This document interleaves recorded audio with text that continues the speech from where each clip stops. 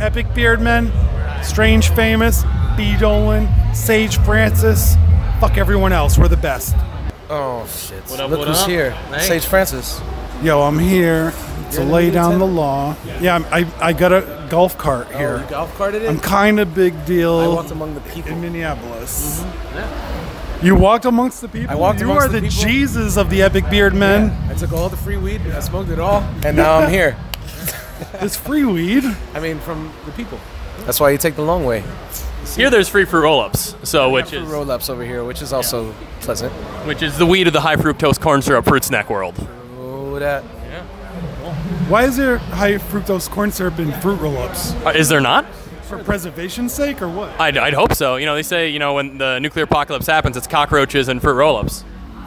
I thought it was Twinkies and... That's what the man wants you to think. That's you gotta, you know, peel back the layers and take out the shapes in the fruit roll-ups. Once the cockroach. Twinkies, it was Twinkies and Drake. That's what I've always heard. Yeah. You know, it's so weird. Like, I found out this weekend, I thought his name was Dr. Ake this whole time, but it's Drake?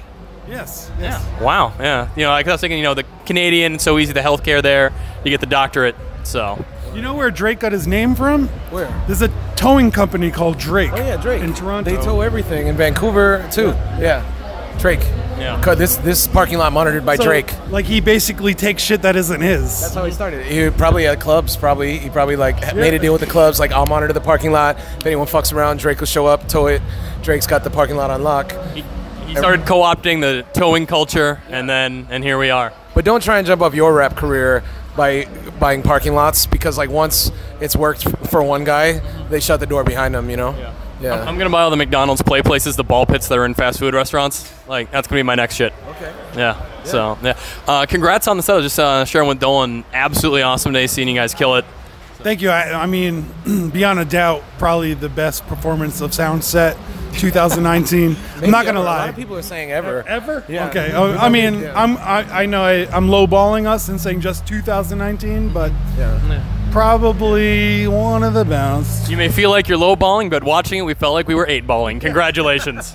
So, and congrats on the record. We were just talking about when recording the tracks and getting them ready and putting the bangers out on the EP last year and having like the live show in mind for this one and just seeing the connection with it.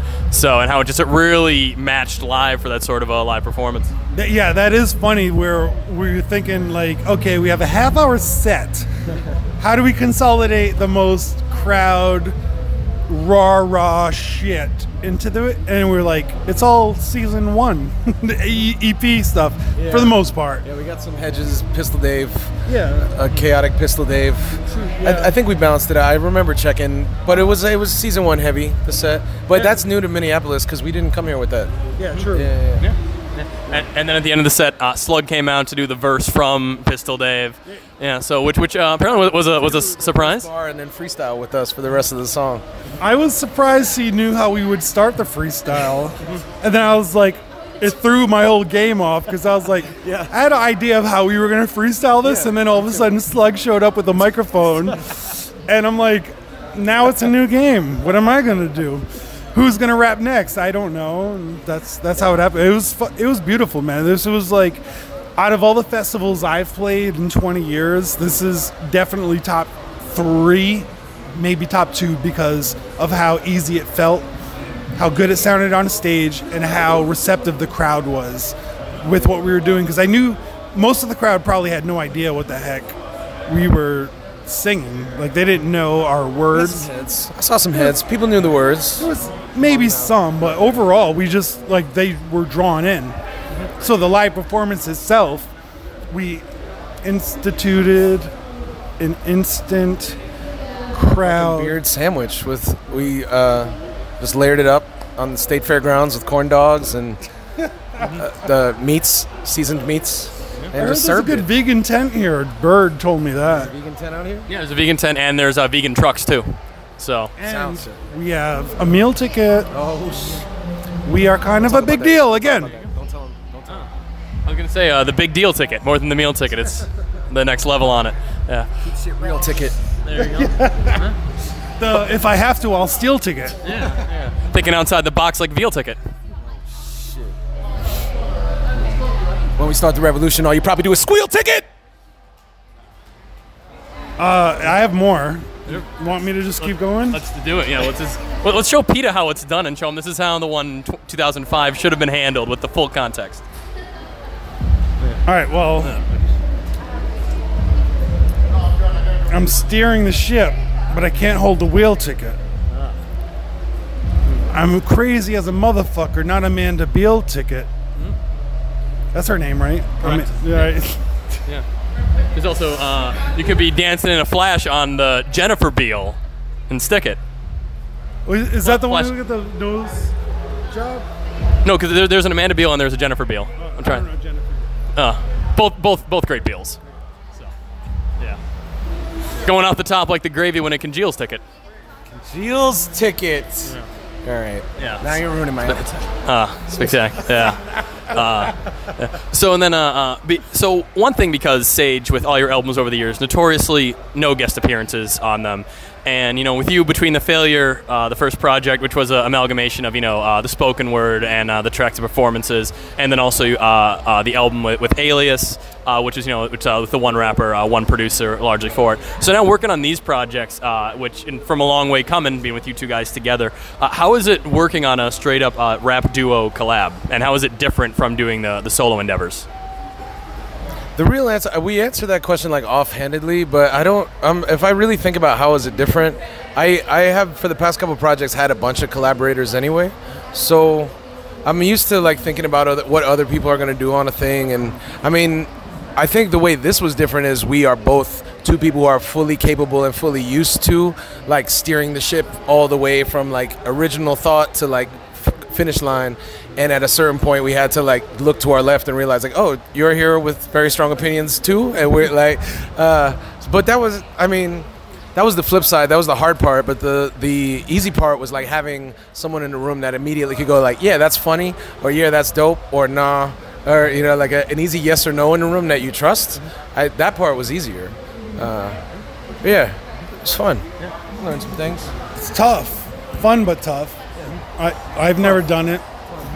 And I know, despite your popular belief, we are not the same person. So our sense of humor, our political beliefs, a lot of things about us do not totally align.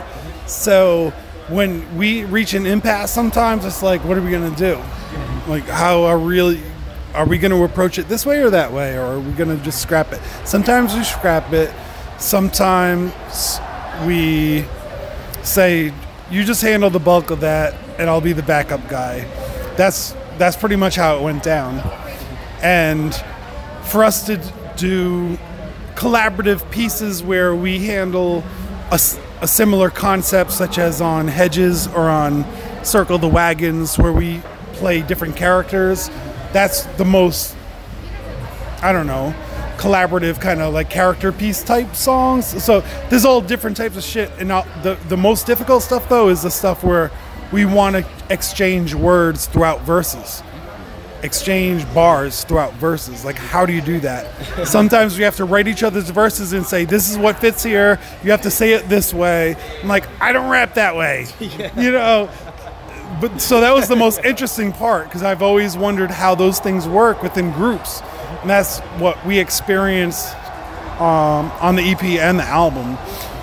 But I would say, as far as live performances goes, those are my funnest things to do, just because we get to like trade off bars, take a good breath, and bust out. You get to just switch between hype man and MC, like every song, which is fun. Yeah. Nice. So the last time we had a chance to really talk was shortly after the release of Copper Gone, when you were doing the show in New York. And we talked then a bit about the line in that record where, your mom says, Mama said, knock down the house, start over, being very real about, your childhood home that you bought off your parents, or the point of pride in your music for a long time. In the years since, you've moved, you've relocated. So how was that process, and did that have an effect on your music? I've maintained the studio room inside of that house. I've had to move out of that house. I rented that house to a family member. She moved out, and now I have to move Strange Famous Records into the house that I grew up in that has my studio inside of one of the rooms. That's where we're at right now. So I'm living in a for a lot of reasons, I'm living in a different state, and I make frequent journeys back to that house in order to handle things. But that's what's going on now.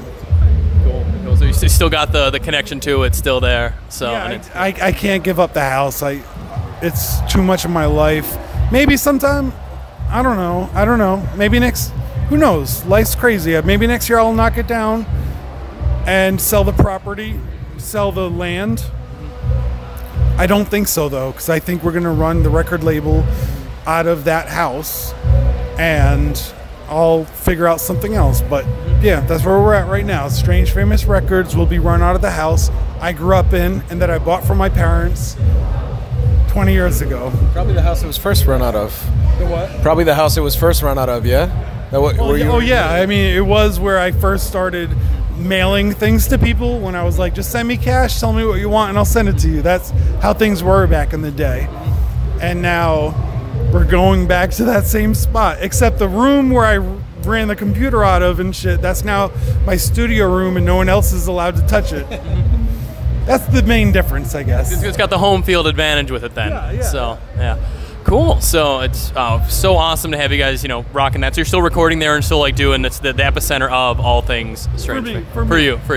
Yep. Yeah. And so, and Dolan, then alongside your music endeavors, you also have dipped toes into the horror world. You've had like complete full feature-length films that you've written the script for release. Yeah. Do you have anything more hitting the silver screen soon?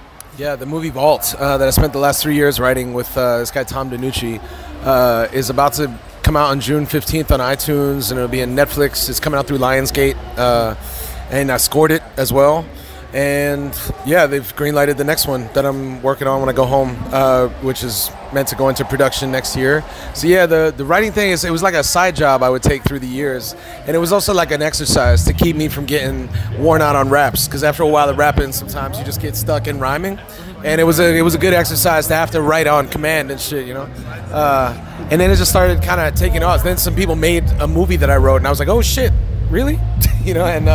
So yeah, since and they like the results, they seem to be doing well, so they keep giving us more resources to make more kinds of movies, which it's all like a big learning process for me too. But yeah, scoring the movie was ill, writing was ill, and yeah, I'm excited about approaching the next one. The next one is kind of the first one that they're letting me write what I want to write, as opposed to kind of hiring me to write a movie that's got a story or got a structure and asking me to like work within it.